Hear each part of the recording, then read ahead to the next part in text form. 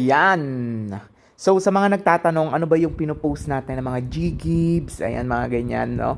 So, ang gagawin nyo lang is pupunta kayo kay GCash, okay? Pagkapunta nyo kay GCash, ayan na. Pagkapunta nyo kay GCash, punta kayo dito kay Borrow. Ayan. So, dyan, may makikita kayo dyan. Meron dyang G-Loan. Ayan. Pag ganyan, ibig sabihin, hindi ka pa pwedeng mangutang kay G-Loan or hindi ka pa qualified. Okay? Next natin ay kay G-Gibbs. Ayan, thanks for checking out G-Gibbs. Kapag ganyan, ibig sabihin, hindi ka pa qualified kay G-Gibbs. Ibig sabihin, hindi ka pa pwedeng mangutang kay G-Gibbs. Ayan yung mga pinopost natin, ano? Then, punta ulit tayo kay Borrow. Then, punta tayo kay G-Credit. Ayan, pag kay G-Credit, ganyan yung makikita nyo.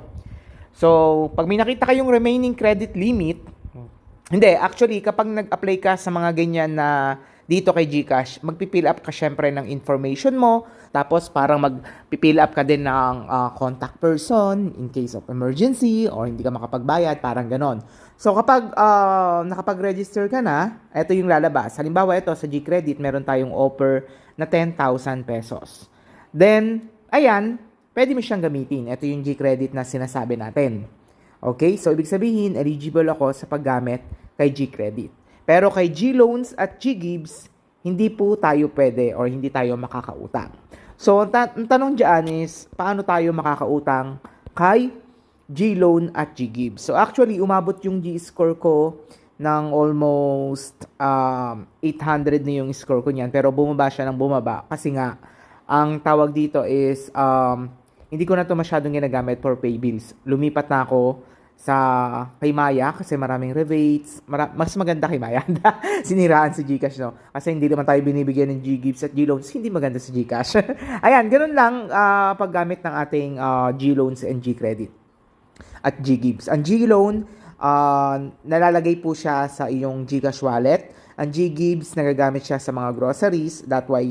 That's why may lumalapit sa atin para gawin nating cash or kino-convert natin sa cash. And G-Credit, ginagamit rin siya sa mga pay bills and ginagawa din natin siyang cash. Pwede kayong lumapit sa amin. Okay, ganun lang yung ating paghiram dito kay Gcash.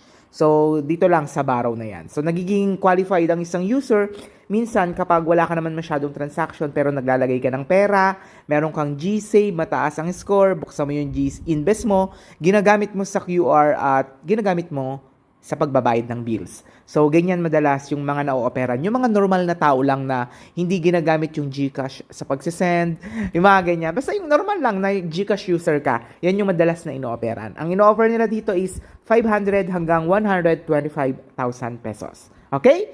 Bye!